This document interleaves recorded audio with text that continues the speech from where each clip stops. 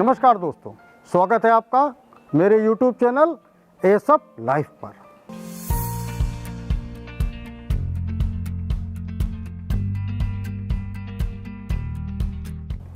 आज बात करते हैं उस विवाद की जो पिछले काफ़ी दिनों से सुर्खियों में बना हुआ है, हिजाब विवाद।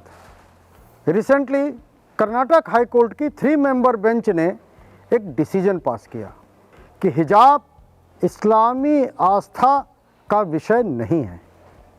इस्लाम में हिजाब पहनना अनिवार्य नहीं है, ये उनकी धार्मिक प्रथा का अनिवार्य हिस्सा नहीं है। इसीलिए स्कूल और कॉलेजों में हिजाब अनिवार्य नहीं हो सकता। और जो संविधान की धारा 25 की दुहाई देते थे, उसके बारे में भी कहा कि संविधान की धारा 25 के अंतर्गत ये संरक्षित नहीं है। अब ये विवाद शुरू कहाँ हुआ?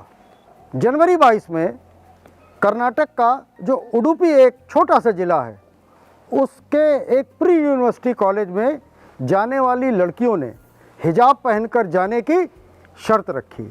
चूँकि स्कूल कॉलेज में हिजाब आवश्यक नहीं था, इसलिए जो स्कूल प्रशासन है उसने उन बच्चों को हिजाब पहनकर जाने से रोका।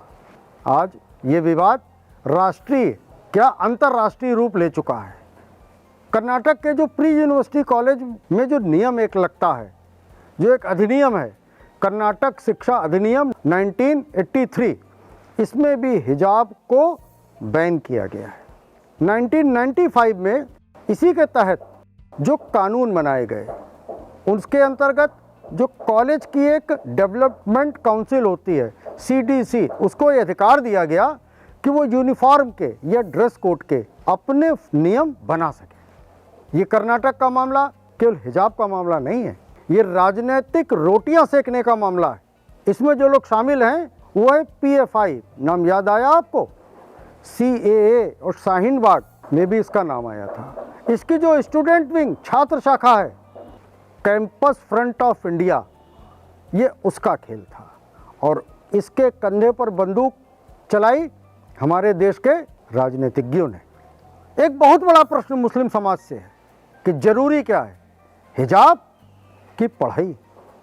महात्मा गांधी ने कहा था कि मुस्लिम महिलाओं को जो पर्दे की गुलामी से मुक्ति, ये बहुत आवश्यक है। उन्होंने कहा था देश की आधी आबादी यदि इन खराब प्रथाओं मान्यताओं के चक्कर में फंसी रही, पंगु बनी रही, तो ये देश ये कभी उन्नति नहीं कर सकता है। ये आधी आबादी जब तक मर्दों के साथ हर क्षेत्र में एक्सीलेंसी के साथ कंधे से कंधा मिलाकर काम नहीं करेगी और अपने को प्रूफ नहीं करेगी, तो ये देश कभी भी डेवलपिंग से डेवलप्ड कंट्री नहीं बन पाएगा।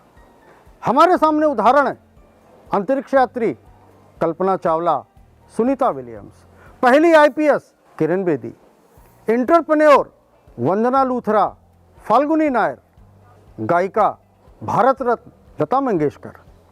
और इस बार जो ओलंपिक और पैरा ओलंपिक हुए, उसमें अधिकांश पदक जो जीते हैं वो देश की बेटियों ने जीते हैं। Mary com, Vandana Kataria, Rani Rampal.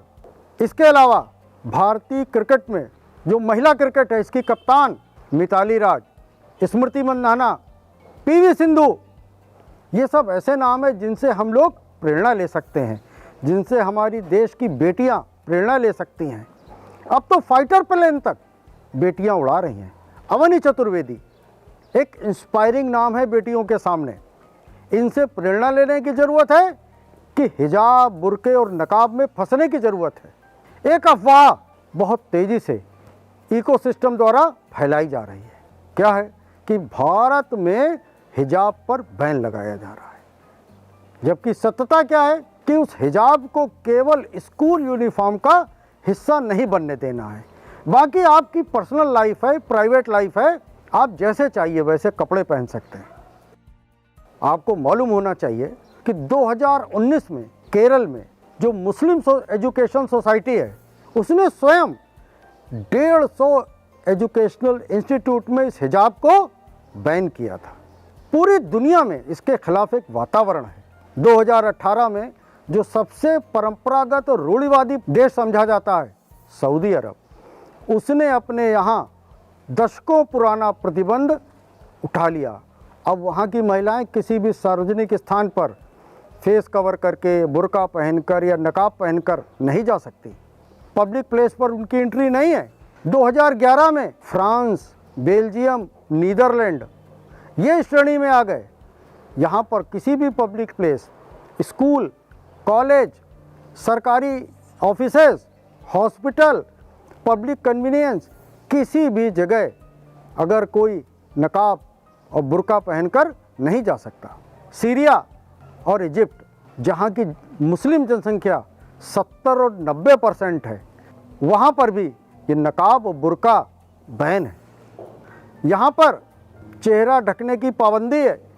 Denmark में 2017 से ये पाबंदी लगाई गई, वो भी मुस्लिम देश है। और वहाँ तो यहाँ तक का प्रावधान है, अगर आप नकाब से चेहरा ढककर कहीं पब्लिक प्लेस में जाते हैं तो आपके ऊपर 10,000 रुपये का जुर्माना लगाते हैं। इंडोनेशिया में ये पाबंदी 2021 में लगाई गई, ऑस्ट्रिया में 2017 में, और सबसे विकसित देश अमेरिका, उसमें ये पाबंदी है 1837 से। यहाँ बात महिला अधिकारों की नहीं है। इन महिलाओं को पर्दे में रखकर अपनी राजनीतिक महत्वाकांक्षाएं पूरी करने की है। उनको बुर्के में बंद करके 2म दर्जे का नागरिक बनाने की इच्छा है।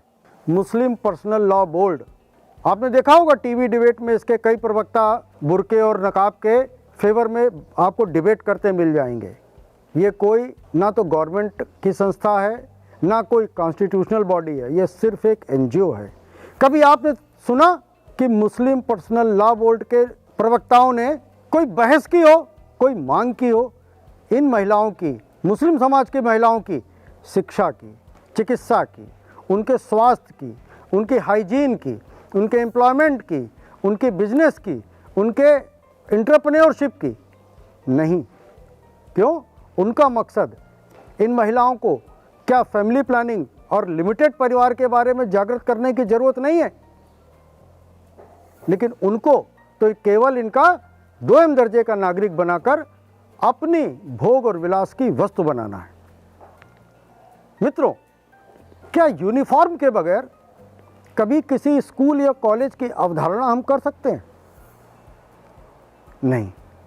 और ये यूनिफॉर्म कोई मुगल और अंग्रेजों की देन नहीं है। ये गुरुकुलों में भी प्रथा थी। वहाँ राजा का, सेनापति का, एक सामान्य सैनिक का लड़का जब पढ़ने जाता था तो एक ही प्रकार के वस्त्र पहनते थे। इसको सम वस्त्र अर्थात यूनिफॉर्म कहा जाता था।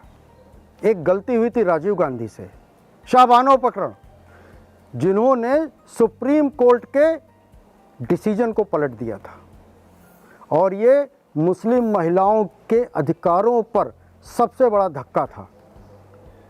70 साल में आज हम उस 3 तलाक की कुप्रथा से बच कर आ पाए हैं। उस कुरीत को अब हम जाकर ख़त्म कर पाए हैं। क्या उससे भी ख़राब चीज़ कोई हो सकती थी? एक मुस्लिम विद्वान है आरिफ मोहम्मद खान, इस समय केरल के राज्यपाल हैं। उनका स्टेटमेंट आपके सामने रखता हूँ। उन्होंने इस हाई कोर्ट के डिसीजन का स्वागत किया और उन्होंने कहा कि मुस्लिम महिलाएं इस देश के निर्माण में एक बहुत इम्पॉर्टेंट भूमिका निर्वाह कर सकती हैं। उनके अंदर बहुत कैपेबिलिटी है, क्षमता बहुत है। उन्होंने शुभकामनाएं दी हैं मुस्लिम महिलाओं को कि वो इस कुप्रथा से बाहर आएं और देश के निर्माण में अपना योगदान दें। इस हिजाब विवाद पर मैं डिसीजन आपके ऊपर भी छोड़ता हूं, क्योंकि ये मामला अब सुप्रीम कोर्ट में गया है। कृपया कमेंट बॉक्स में लिखकर बताएं कि आपके क्या व्यूज़ हैं, आपकी क्या राय है इस हिजाब के विवाद के बारे में। थैंक्स। सब्सक्राइब करिए मेरे चैनल ASF लाइफ को, दबाइए बेल आइकॉन और पाइए लेटेस्ट वीडियोस की जानकारी।